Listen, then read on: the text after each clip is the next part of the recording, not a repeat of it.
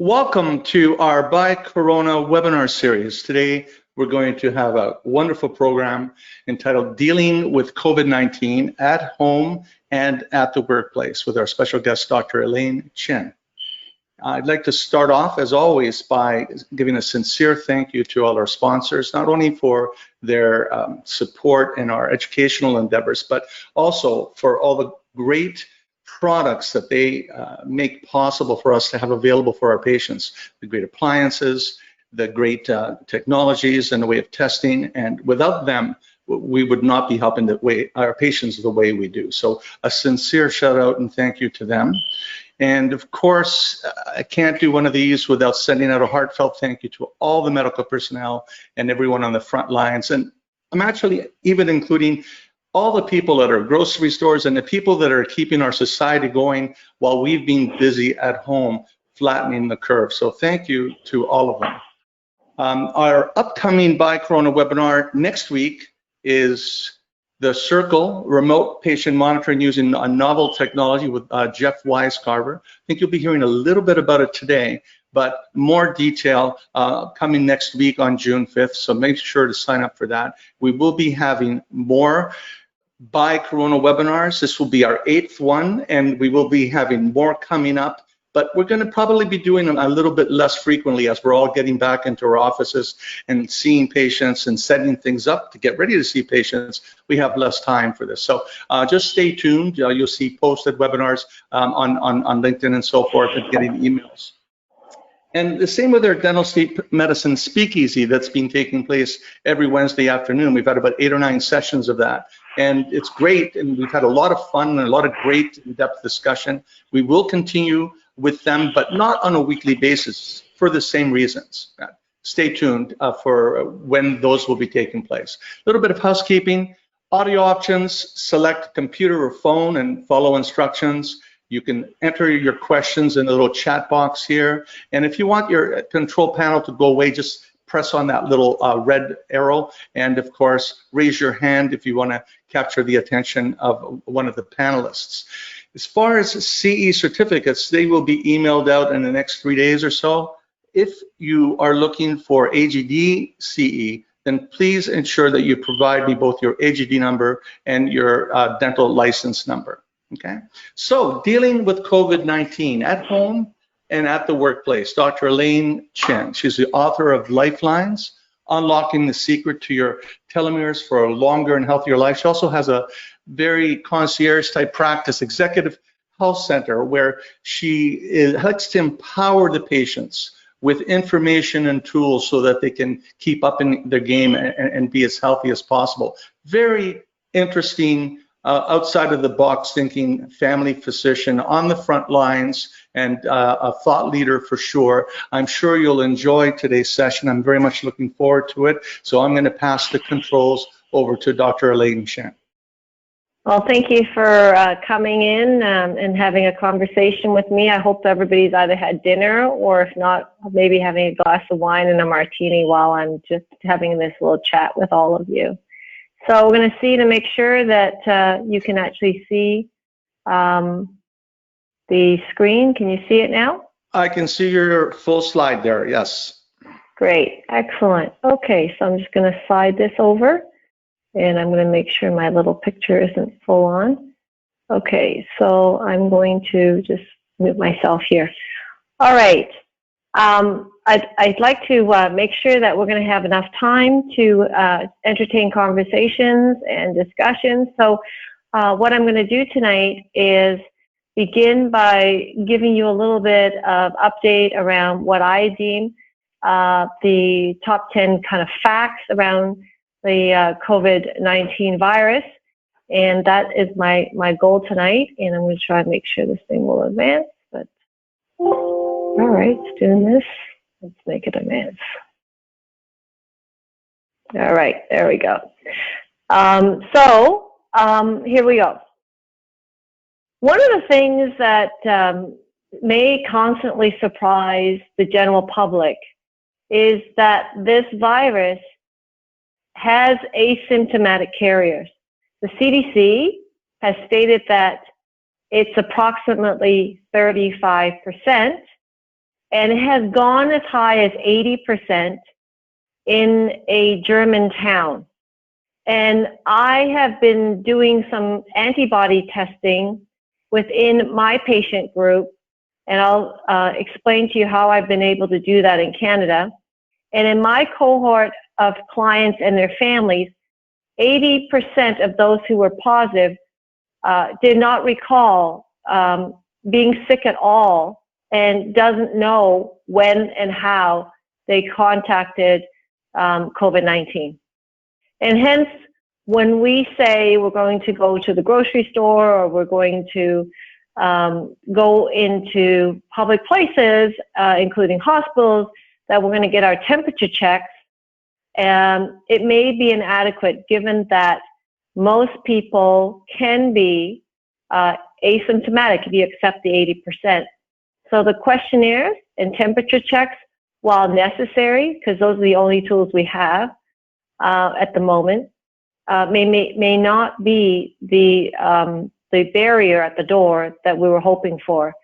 And until Canada has the opportunity to have rapid genetics tests for the virus, we're going to have to be careful with respect to how we protect ourselves against the virus. I will get into a bit of a short conversation, and I'm sure as your practice as dentists, you are clear on the concerns around the cloud of air droplets and how far it can go. And I'll touch upon that in a minute. And to remind each of us that this virus, in fact, is not alive and it cannot replicate until it gets into a host, which is you and me and other human beings. And hence, as a virus, it can live on hard surfaces for days as an RNA strand. So I'll talk to that soon. I do believe that in Canada, we have, as a country, gone through our first wave with respect to COVID-19, and we've, in places, fully flattened it, and it's starting to come down. I do anticipate that we will have another surge of a wave that may not be as high, but it could be higher after the summer is done. But given what is going on in some cities right now in Canada, I think we can maybe see something going on to start to rise again, maybe end of August. And the second that we open up the border between the Canada and US, I think we'll see a lot more cases.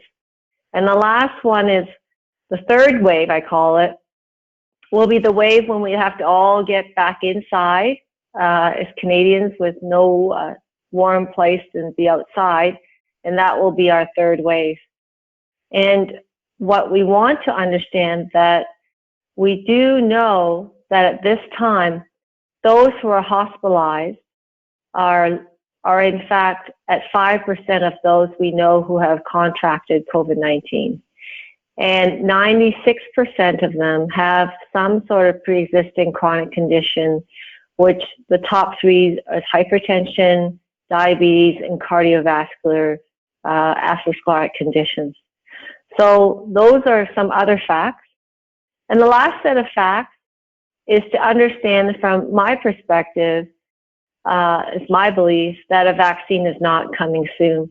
And I love a comment that was noted in a public place that called right now what we're doing with the vaccines is science by press release. Every drug company is trying to toot their own vaccine. And in the former scientific world, we wouldn't be publishing and celebrating the fact that antibodies are coming through with chimpanzees, or that 8 subjects have been using this vaccine and they have had developed antibodies. I don't think that's equals vaccine is coming in January. I think we're going to have to wait at least a year to get at least a solid vaccine that we know is effective in creating antibodies. As well, within the context of the word vaccine, there's different modalities. Some are naturally not the model that we're used to understanding, which is to have our bodies create the antibodies, but in fact to inject antibodies. So, or also to put proteins in our body. So it's a bit different than what we have traditionally considered a vaccine. So until then, with asymptomatic carriers in our community, testing, tracing, and isolation is really the key to managing the curve so that our hospitals are not overrun. The situation around closing the economy, in my belief, is not going to happen again. We're just going to have to deal with all the hot spots as they come up. So we want our retail activities to return. We want our dining activities to return. And I think all of us can say that we'll happily do that if we're confident that every place we go is a safe place. So I'm going to just pause here to see if there's any urgent concerns or questions, just to see if there's anything. And I'll let John manage that. Okay. Okay, so the next piece that I'm going to talk about is, yeah, it doesn't, every time I do that, it doesn't like to advance. So we'll just hang on for a second. All right. So I want to start with the testing section to remind each of us that sometimes in the media, we've oversimplified and we say testing.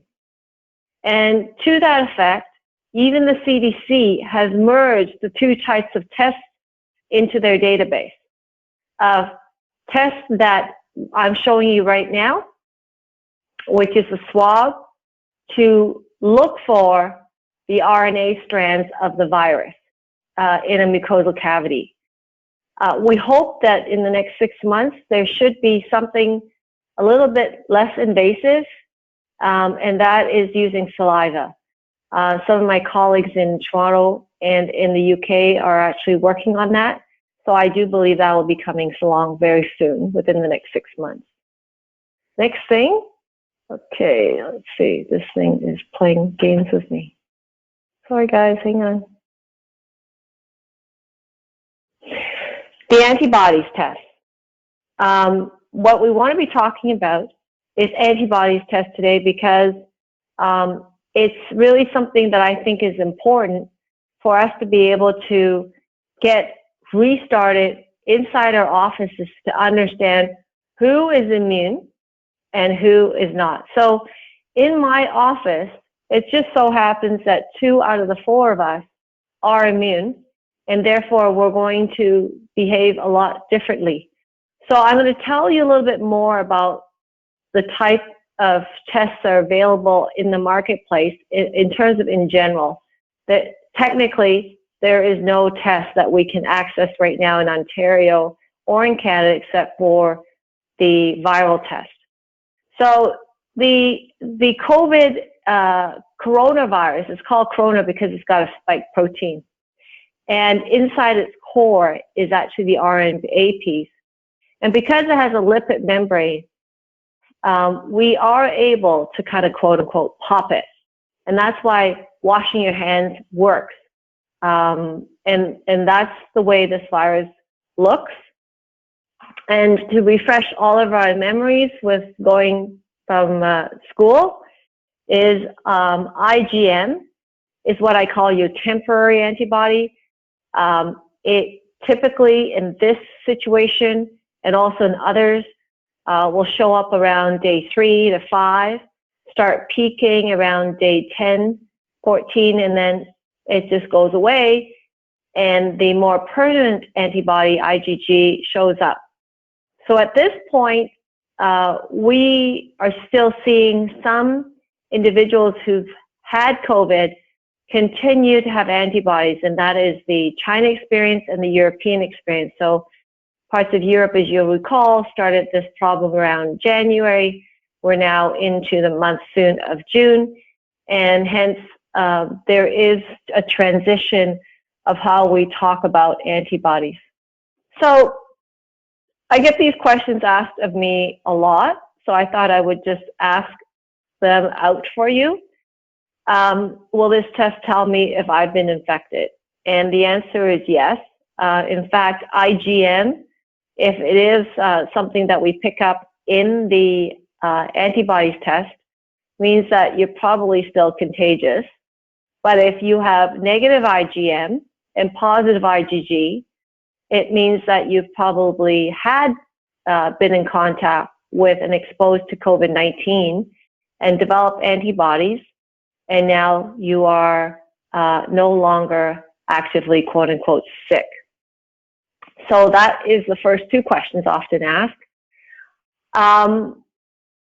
Early on, there was concern if having antibodies meant that you had no immunity, whether or not you could still be infectious.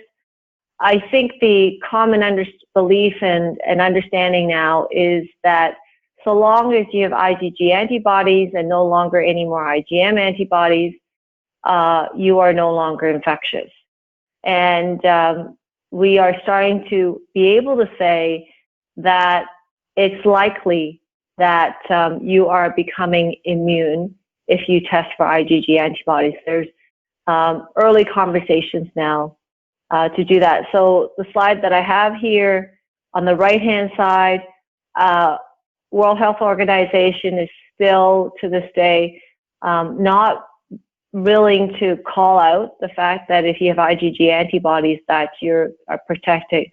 Part of that reason was because earlier on, we weren't sure whether the SARS-CoV-2 virus was going to mutate. And if it did, the antibodies that you may have would not be effective to that newer generation of COVID-19 virus. So that's the same analogy of why every winter we have to get a flu shot, because the influenza A virus continually mutates, and its slight variance causes us to constantly have to do more shots year after year after year.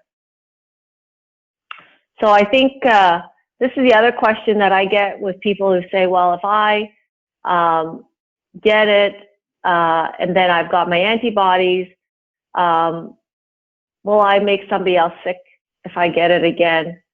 And I think the simple answer is that what we want to be able to say most likely is that we are immune from getting the same strain of COVID-19 virus that we were exposed to. So long as it doesn't mutate, we shouldn't get sick again. The third point is I can still be what I call a mechanical carrier. So my hands can still touch a surface that has COVID on it and then move it on to another surface. Or if I was just recently talking to somebody and I didn't wear a mask and it's on my face or my nose and I decide that it's in my oral cavity and I speak to somebody, that might not be a good idea either. That it could be something that I could spread to you if I don't, though I won't get sick. So I want to just refresh everybody's memory of the type of methodology of testing that still remains the gold standard by which rapid tests are compared to, and that is the laboratory model of testing where the plates, each little well contains the equivalent of the COVID-19 virus antibodies, and then the antibodies are detected on them to see the strength of the color change. So if you go on to one of my websites, you should be able to see these videos just to refresh your memory of what an ELISA test is. So a lot of people have asked about what I have done, what tests we've used, and it's an ELISA-based test. I send it to the United States because we don't have any antibody tests in Canada, and I use a device that will carry a dry blood spot. Now, I want to be helpful to help you understand that there are two numbers on sensitivity and specificity. The first thing that we need to say is, if I collect it in a blood spot and then ship it to you, is that the same as if I shipped you a tube of blood or a tube of serum? And the answer is yes, it's the same. The serum that is required, the quantity of serum that's required for ELISA test is very low, a few drops. So hence we can do this type of antibody test with a blood spot. Now, when you compare it to doing double-blind placebo studies of some who are positive for the swab, we actually know that they've actually contracted COVID, and then do the antibody test months on later. The lab tests around the world are running around 90 to 95%. And I'm talking about the lab test. I cannot vouch for what I call the pregnancy type cartridges, simply because they are in the marketplace in the US and in Europe and in China and in Asia, everywhere but Canada. And obviously there'll be other countries that don't have them. But they range from being excellent to really bad. And the other one is just having fake tests. So that's the reason why in my clinic, I've chosen to take the painful time to get the blood collected by the patient and then have the patient ship it to the US. So this is the model. And it just needs you to use a lancet and take 4 drops of blood and ship it to the US using a FedEx envelope, and then getting the results on the lab's portal. So that's the section around the test. So as dentists, I am positive that you know the statistics. I just thought I show you these 2 pictures. Every time I look at it, it really scares me. And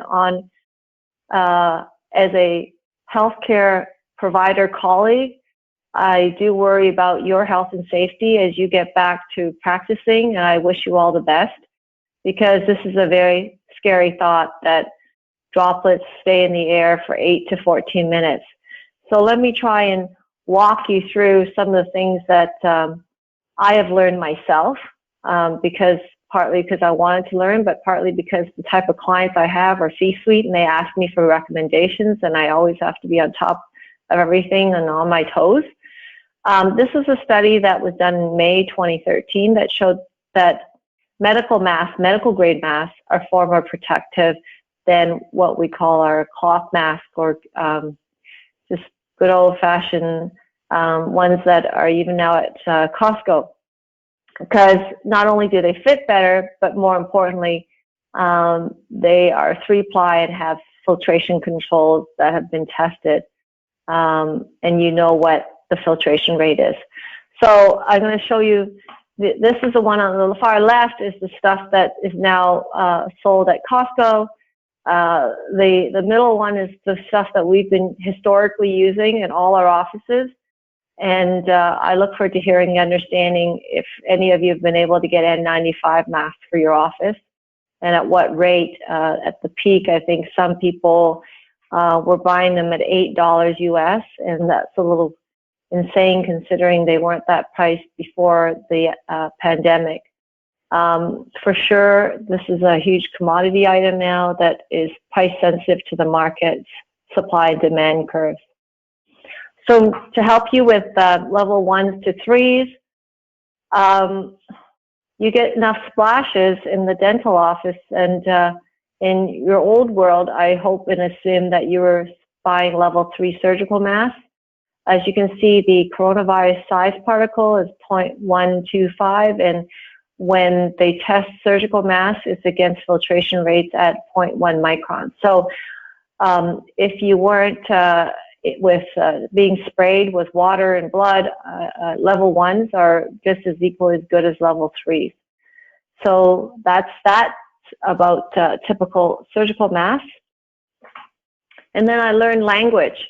Now, I understand from my accountant who takes care of a lot of dental practices that there has been an ask by your college in Ontario, and I'd love to hear what you have to say now, that you needed to get an N95. The equivalency in Asia was a clinical KN95, and in Europe, the equivalency is the FFP2s. So these are the alternative masks. Certainly, if your college insists that you have to get an N95, wow, that's really hard to find right now, even if you're willing to pay for it. So I hope you've been able to source some of these high filtration masks in your offices.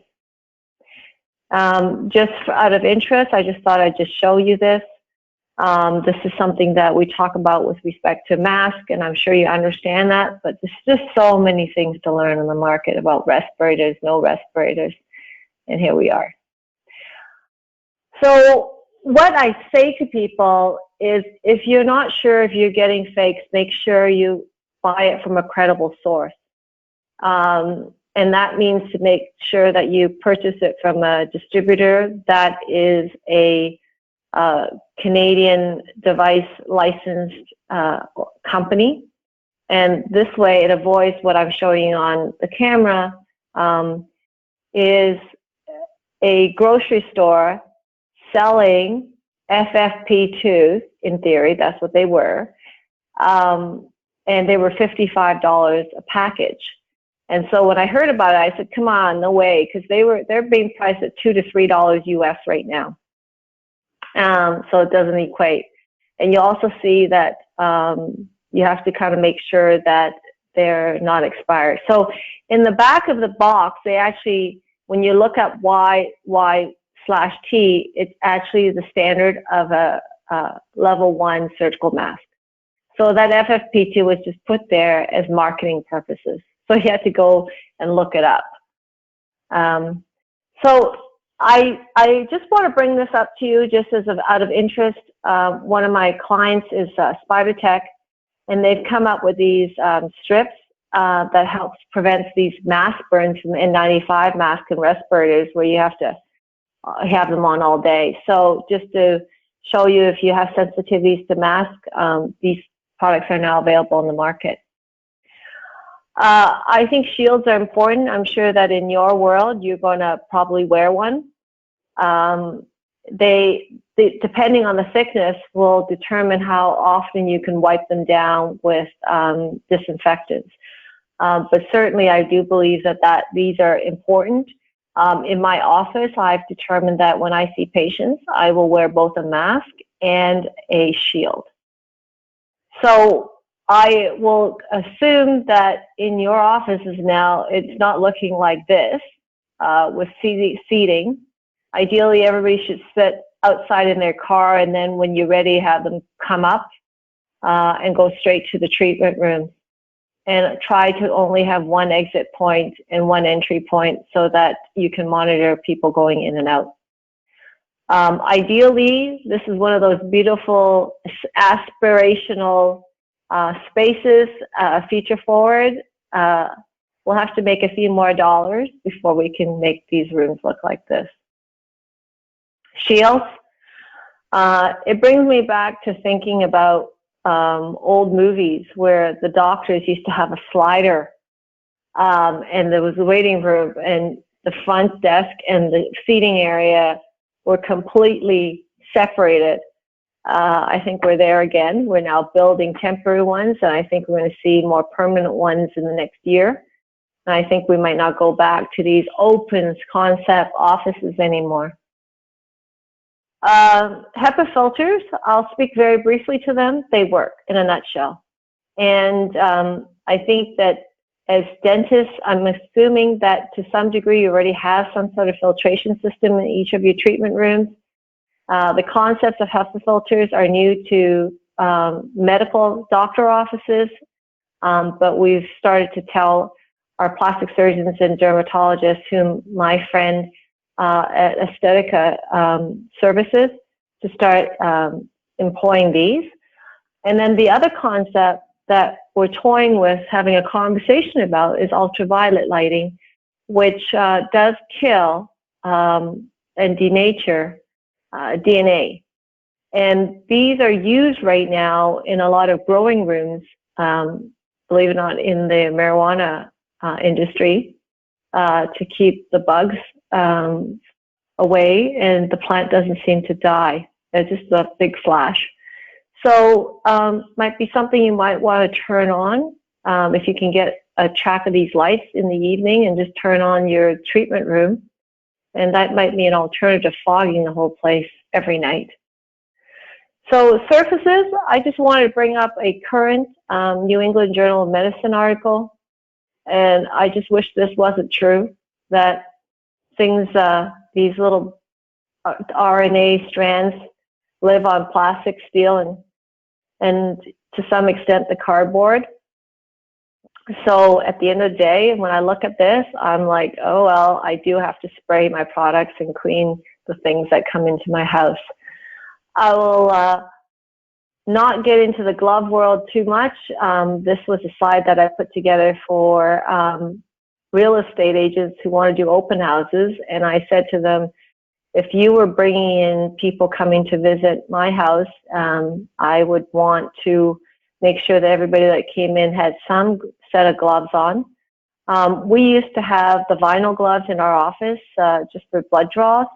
But I think what I'm going to do now is give the vinyl gloves to my patients because I don't want them to touch anything when they walk in.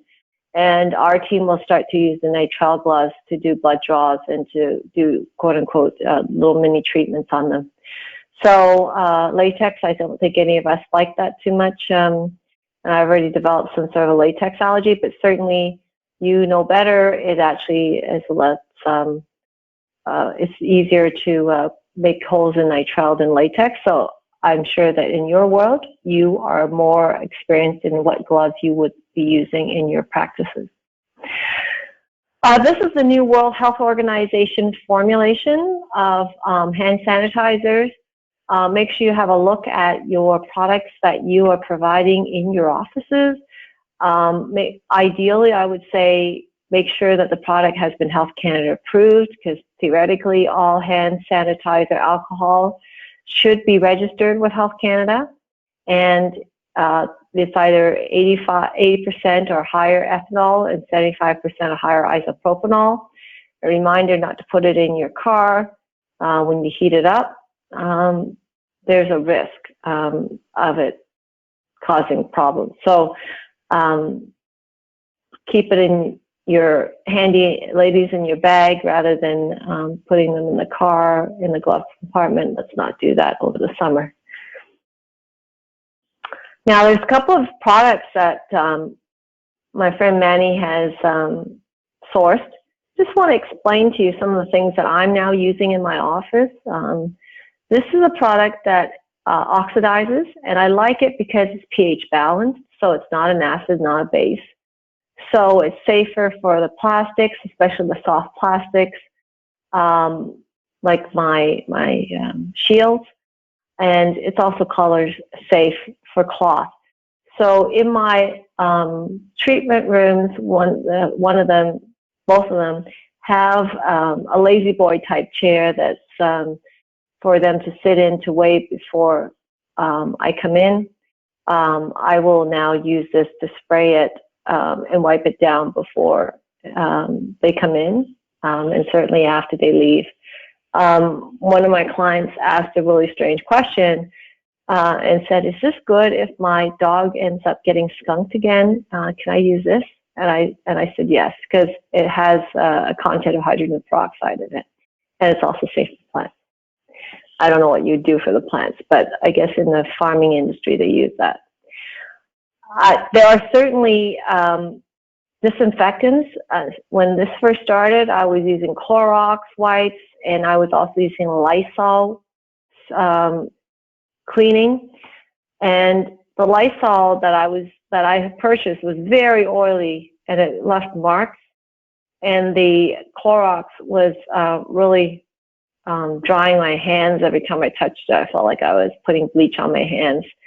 So what I didn't know is, in fact, there are products in the marketplace that has a DIN number, which is a drug information number, given to products that have been proven to kill coronaviruses. So I have since purchased a couple of bottles of these. They, again, are odorless and not oily or powdery. And because it has a mist, it actually can be used to fog. So I am going to, in the near term, when there's more staff coming in, that I'm going to quote unquote have a dirty room, and they can leave all their knapsacks, purses in there, and especially if they're taking public transit. Even with my clients, I would spray all their stuff before they can bring it into the room. And in 10 seconds, the coronaviruses do die. You might ask, how did this company develop it? They actually developed this product during the first round, the SARS round. So it does show impact against coronaviruses. All right, so I feel like I'm talking, and I don't know how everybody's doing. I have a few more minutes. I'm just going to do a couple of case scenarios, and I know that most of you don't have just a standard office. The learning lesson and the take-home message from this slide is to say the frontline staff should have more security, what I call biosecurity, than the backroom staff, so that we can save on the PPEs and the screens and the shields. And I think that every customer, unfortunately for dentists, every customer has to open their mouth. I would try to not let anybody into the office that is not undergoing treatment, so no waiting for family members or drivers. They can all wait outside and sit in their cars. And to really look at what you are providing for hand sanitizer, disinfectants. Certainly make sure that you have some form of HEPA filtering system in your office, given that for all dental offices, droplets are a concern. And so I don't think this changes much, but in most clinical offices, I think that we should be offering all staff who are frontline an N95 equivalent mask and shields if they are front-facing to customers. I think it's just too much stuff going on. Unless the front staff is not anywhere near the treatment rooms, then they can probably get away with a level 1 mask and a shield. And so that's where I'm going to leave it for now. I hope that we're at Q&A, and yes, we are. All right, so John, back over to you to take control. Hey, that was fantastic. Really a lot of good information there. I just wanted to say, Dr. Chin, that this past week, the RCDSO, our college in Ontario here, has given us a list of the level of masks we should be using for the different personnel. And actually, they don't mention 95. What they mention is level 1, 2, or 3, depending on which procedure or which position you're holding in the office, whether you're administrative front desk or you're doing an opera, in the operatory. Now, of course, things are going to vary depending on whether it's an aerosol generating procedure or not an aerosol generating procedure. Yeah. So Elaine's going to take a look at the questions and see what's okay, where are they? Why don't you go ahead and just call it out, and if you want, do you want to just put it back on screen and take me off share screen, and then we can see people? Yeah, sure. Well, you can only see the people on the panel. Okay, well, at least I look at you. Not the attendees. But what I'll do is I'll put my slides on, and Elaine can start going down the questions, and you can field them. Actually, we don't have. I want to encourage people, if they please type their questions on their chat option, because we don't have any right now. I see Dr. Jeff Weiscarver's got a couple of questions here, Elaine. Oh, I don't see Dr. Chin, is there a different testing strategy you would recommend based on if a person has COVID-19 symptoms or not? Yeah, so whenever you have symptoms, that means that you might be sick.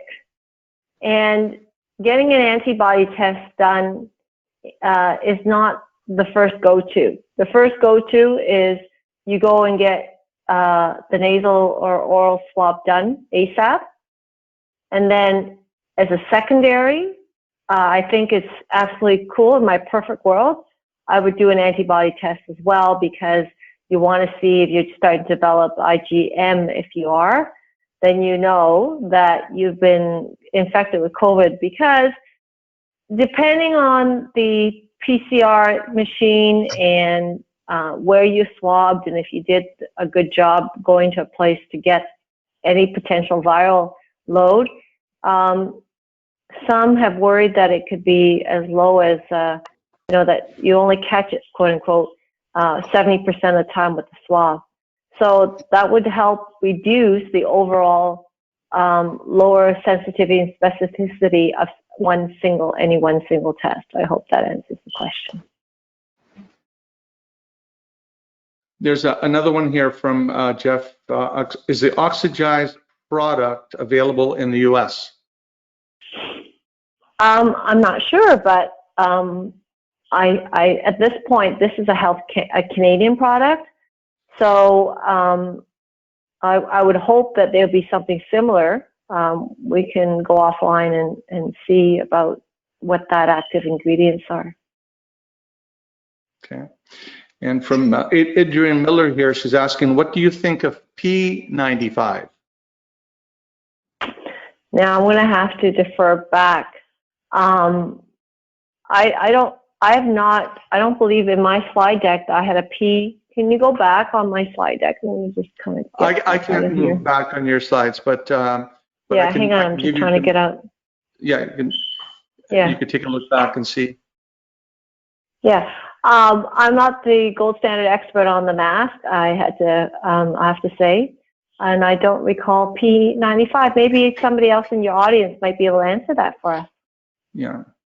Let's put that out there. Does anybody know anything about P95? Because I certainly have not heard anything either. So, okay. Did you want me to continue sure, down? Please. Yes, please. Hello, Dr. Hi there. You're quite choppy, just so you know. I am? Let me just. Yeah.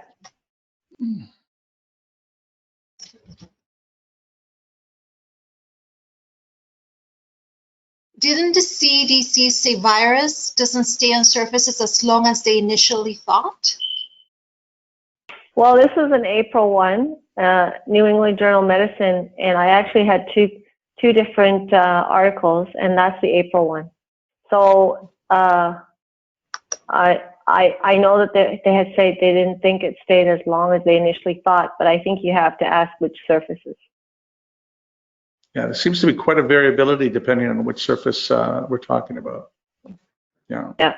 And the new information is coming out all the time. So this is the most current information you've come across, obviously. Yeah, and the most important part is that we have to keep remembering, which I forgot for a little while. It's not a live virus on the table. It is a DNA strand, and how denatured did it get before it got introduced into a live host to replicate? Right? That is the gold standard question. So the only way to do that is to sprinkle COVID on a plastic surface, leave it for 1 day, 2 days, 3 days, and then put it into some animal and see if it replicates. I don't think we're going to do that. No. Okay, so the next question is from Stephen Gaines. If temperature taken at the door isn't going to provide reliable information, will a pulse oximeter results do better, and if so, can you review the requirements? Wow. So what you're saying is if where oxygenation down is low. So what we were seeing early on was what they call silent hypoxemia, meaning that at the close stage to just before you need to go to the hospital, all of a sudden your tolerance of the lack of oxygen, it gets acute, and that's why you have sudden respiratory syndrome. I would say yes, it absolutely could help, but at the same time, I'm sure that we have to factor in, does one know what their original oximeter levels were? So, for example, people with COPD would be running at about 90, right? And that's their normal. And a lot of people, in fact, don't know that they have COPD after they've been smoking for years. So I guess that's where you run into a problem with using a pulse oximeter. Now, Don Melizia just came on. I believe, Don, you found some information about the P95s? It's saying P stands for oil proof. So N oil is not oil resistant. R resistant to oil. P is oil proof. And I think that Jeff Weinscarver has a little bit of more information on the P95 masks. And yes, it's consistent to what Dr. Melizia said. Most commonly used for working in environments exposed to oil-based particles. The P95 respirators are approved by NIOSH for 95% filtration efficiency against oil-based and non-spill-based particles. Yeah, so what you're looking for is the filtration rate. So at 95%, that's pretty good shape. But that's what we're looking for. Next, Elaine. Okay, the next one is, let's see. No, that's it. I actually do have a question for Dr. Chen. Yes. Sure. Yeah. So have you come across any non-flammable gels or that are so effective? what you're saying, you're talking about hand sanitizers? Hand sanitizers, yeah. Yeah, I guess by definition, hand sanitizers implicitly mean that they're alcohol-based. Mm-hmm. I find them extremely drying. I'm sure you do too, and that's why the glycerol helps. I just started today. I said to myself, I'm not using that anymore, and I just started spraying myself with the stir sand because I know it kills coronaviruses, and it's a mist. And 10 seconds on my hand, it's going to die. So that's what I was doing. I was like, I'm going to spray this door knob, and I don't have to touch it. Just let it dry on it. So it's pretty empowering. Yeah, yeah. And that doesn't dry out your hand in the same way. It doesn't have the alcohol. Yeah, no, it doesn't have alcohol, so it doesn't. It was fine because I'm kind of getting sick of the alcohol. It takes like 10 minutes. 10 minutes of you being aware that it's not gonna. It will take 10 minutes. I'm sorry, you just cutting out again. So the thing that we use for spraying right now, it just takes 10 seconds before, and I thought to myself, it's a doorknob, it's okay, I'm just gonna let it dry on the doorknob. I just sprayed it and walked away. So that's what I did. Yeah. Now, I don't know, Elaine, whether you have any information on this because it has to do with something that would go into the oral cavity. So we have appliances that we're adjusting that have been in the oral cavity, and then we want to take them to another room and adjust them. Before we adjust them and drill away at them, we'd like to disinfect them. Now, it has to be something that's approved to go into the mouth, whatever disinfectant you're using. So, and any suggestions? Right. Well, you know what I would go back to is that now I'm just, help me here because I'm ignorant, because hydrogen peroxide is generally used in the medical office setting to clean potentially tools, right? So I know that some of the appliances that you adjust, like my mother had an orthotic because she had the weirdest tumor, a minor salivary gland tumor. I'm sure you guys are like, what? Of course it happens to doctors, families, 10 cases a year. And she had this huge appliance, and she, mixed hydrogen peroxide with it. And I would say that a pH balanced hydrogen peroxide product might be the way to go. It's actually something that's okay. I would imagine that the product I just showed you would be the oxidized product. I think it would work because it's in spray, it's pH neutral, it's color safe, it's safe for plants, so I guess it should be safe enough for an oral appliance and then rinse it off with water. And what would be the time for it to be effective, do you think? I'll go back and ask, but I know that it's not minutes. Like, it's not minutes. You don't have to dip. I will go and ask for you and find out for you. Yeah, that would be would help. Yeah, that would be, yeah. Thank you. Well, yeah, I think that's it for questions. Well, listen, Dr. Chen, thank you so much for presenting and very helpful information. And if there's no other questions, Don, we're okay? We're good. Thank you. Okay. Yes, thank you very much for presenting here. Something come up? A question just came up. Yeah. A few more. Okay. Here we go. Kit Hewen, I do not understand the airflow return. You like to understand the airflow return? I guess they're asking you to expand a little bit more on that, the airflow return. Yeah. So there's been a few studies to show. It doesn't mean that that's how it spreads. But although it's droplets, air currents do spread it in a room. And they showed that in Guangzhou, a group of people that went back into a restaurant all got it because the air conditioning was flowing in the restaurant. Now, I can tell you factually, as a physician consultant for a company, I had to step in for them, and they had a call center. There is 1,000 seating areas for the call center. They actually were already taking a lot of employees out of there of what they call non-essential. And these employees are the ones that take our calls when we have a credit card issue or banking issue. So hence the reason why they need to stay on site, because they're looking at sensitive banking information of yours and mine. And they started off with 2 cases, and then it went to 3, and the public health department in Ottawa told them that they had to shut down and fog and clean their place. And by the 48 hours went by, it went to 8.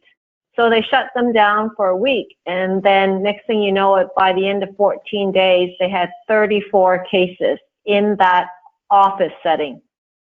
Now, when you look at the scatter diagram of a large space where each person goes to their own workstation when they're there, and it actually cuts into 4 sections. So there is some degree of relative walls, though the ceilings were high.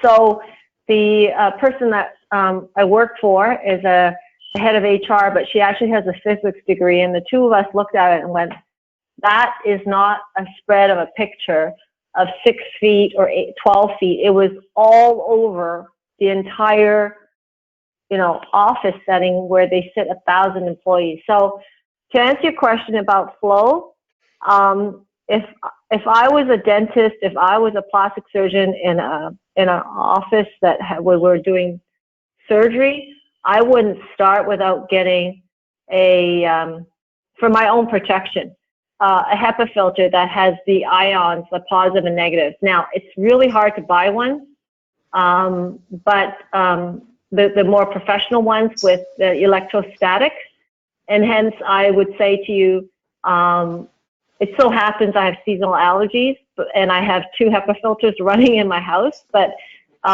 soon the tree pollen is going to go away, and I'm going to bring both the HEPA filter machines, and by the way, my engineering friend says, don't vacuum the HEPA filters, please, just buy new ones. And that's exactly what I'm going to do. I'm going to put 1 in each. I have 2, quote unquote, treatment rooms where I see patients and I draw their blood. So I'm going to leave them in there all the time. Thank you. We have a thank you from Stephen Gaines. Thank you, Stephen, for joining us. Okay, so in last minutes, if no further questions regarding COVID, would you give us an update on Circle? This is from Lawrence Jones. Okay, so yes. Hi, somebody wants to speak? No, it's the Circle. We were all hoping to hear a little bit about it. I know that Jeff is going to be covering it in detail next week, but a few of the folks on here tonight know that you might be saying a few words about it, and we're anticipating getting access to it and and using it for our patients in dental sleep medicine. Yes. Yeah. So I'll say to you that Jeff and I got to know each other through our mutual friend who distributes the Body Metrics group of products.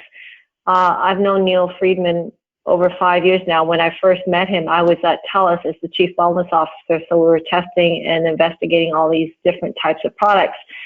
Now, you'll wonder, I mean, always the most important question is say, why have you taken this on?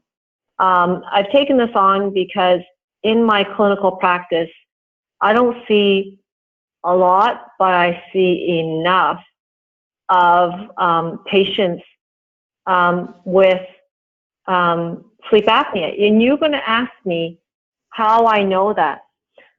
One of the tests that I do in my office is a cortisol test. And it shows whether or not you're fully recharged. So I tell people that the cortisol test is like your turbo booster. Does it turn on in the morning? Have you been well rested at night? So when people travel on different time zones, and we've all been there, and lately I guess it's a good thing of COVID, nobody's going anywhere, our bodies get jerked around and our cortisol levels stay very flat. Some of my patients completely can never recover, even when they're on holidays, when they're up at the cottage all summer, and there's no reason to be quote-unquote stressed. And they'll tell me with that, and combined to say, I never feel rested. You know, I'm always tired. And then I have done more and more sleep studies to show that, in fact, they have sleep apnea. And it's not the type that we always say, like the snoring type. It's a silent sleep apnea, and you guys are the expert on that. So what I thought was really important and exciting, and more exciting now with COVID, is that I don't think I would let any of my patients go to a sleep study. And the ring will also come with a radar, and I call it a radar because it really is. And it senses movement. And between the two devices, you'll be able to get a full sleep study done. And I would assume that you'll be able to bill for this. And I think it's critically important because, as you know, chronic sleep apnea causes heart problems, and notwithstanding all the other health problems when you don't get enough sleep. So the circle ring, I should hop upstairs to get one, but what is exciting about it is that not only does it measure heart rate, but it measures oxygen, and it just slips on your finger. We bought it also because it can help measure a whole number of COVID-19 patients in a ward, so that you don't need to go in and adjust an oximeter that keeps falling off of a finger. So it's very useful in hospital wards as well. And all my patients who have COPD, I've asked them to get one for the specific reason of somebody asking. So would an oximeter be helpful to understand if somebody may have contracted COVID-19 and they're experiencing silent hypoxia? So I'm bullish on the ring because the technology is sound. It's very comfortable. When we were at TELUS, we never got a really good oximeter device. It's always those clip-ons, and you can never do that at night, to sleep with a clip-on. So I think this is an extremely valuable piece of device that is going to help your practice and help mine. We have a quick, thank you, Dr. Chen. We also have a question again from Stephen Gaines. Where do we get them and how much do they cost? Okay, so the short answer is that I will start carrying them, and then my friend Manny is going to start to also distribute them to other companies and places that you can purchase them. Certainly, as a dental group, you will be able to get them at what we call wholesale prices. And I'll defer that to Manny, and I will talk at that through, because I'll tell you why. We're still undergoing a few more certifications, but I'll tell you that it retails for $299 in the United States, And so we're going to set the price at $399 here in Canada, retail. So in your practices, you can keep it there. You can also mark it up because you're doing consultations. I will personally be selling them to my patients at $400 because I don't think it needs to be $399. So it's interesting because it is so inexpensive as a technology that it's affordable for the patient to actually buy and have their own, and they can actually see what's happening on their smartphone and monitor themselves, and get back to you if they see something funny happening.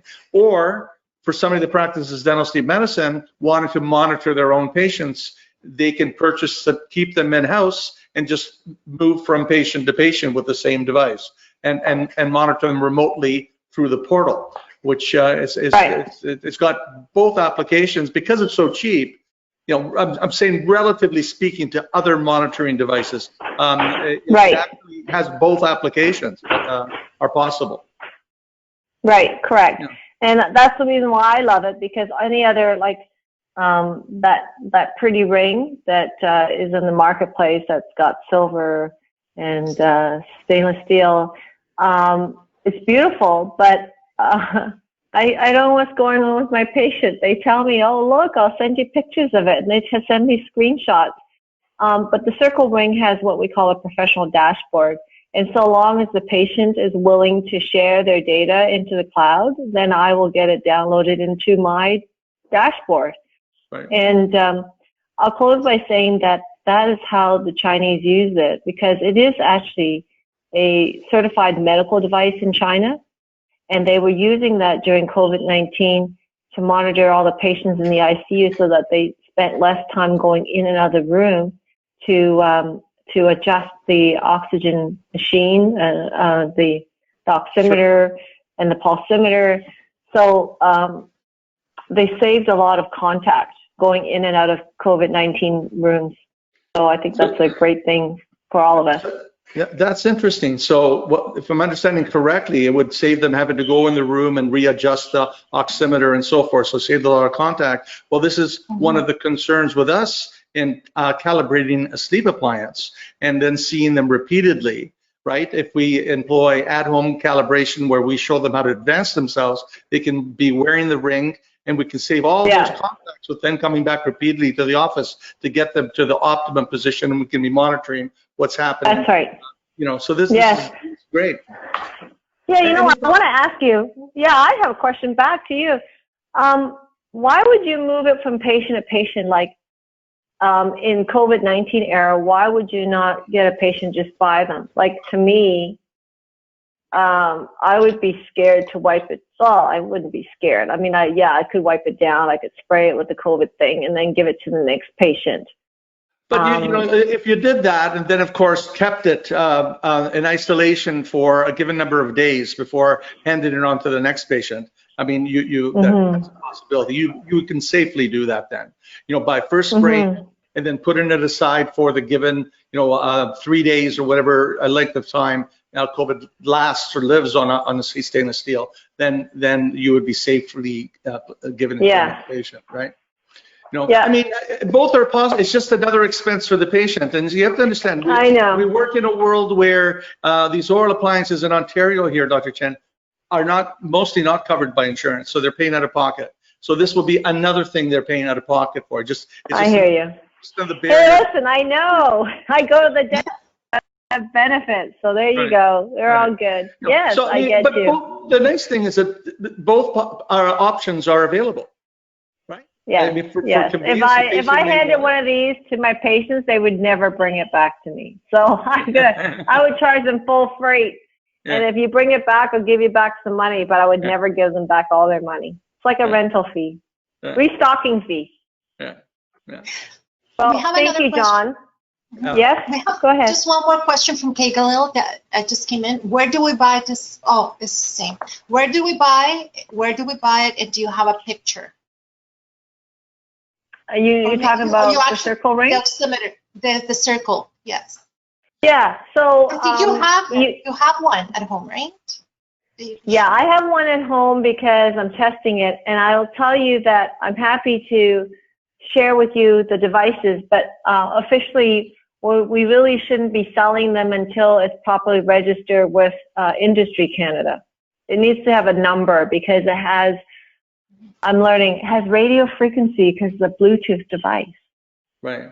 So it is FDA approved, but you're waiting for final. No. In the U.S. it is, right? It is. So it is not registered as a medical device yet in the U.S. It is a medical device in China. Okay. So Neil is undergoing the paperwork for application as a medical device.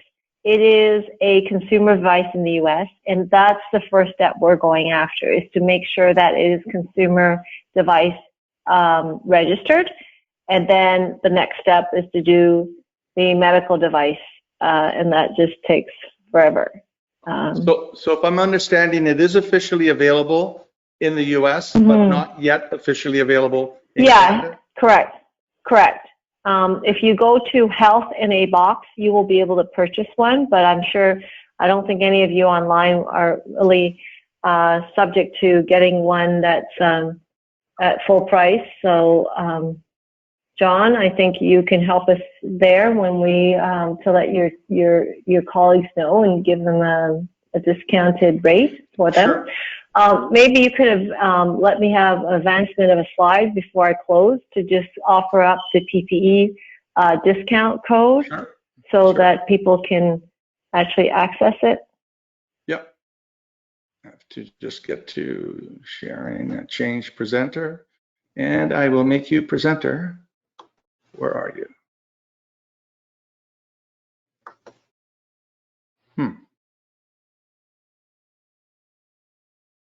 Now viewing Elaine Shen's screen. So we're viewing your screen right now. There we go. Okay, here we go. Okay, we're good. Good. Okay, so there it is.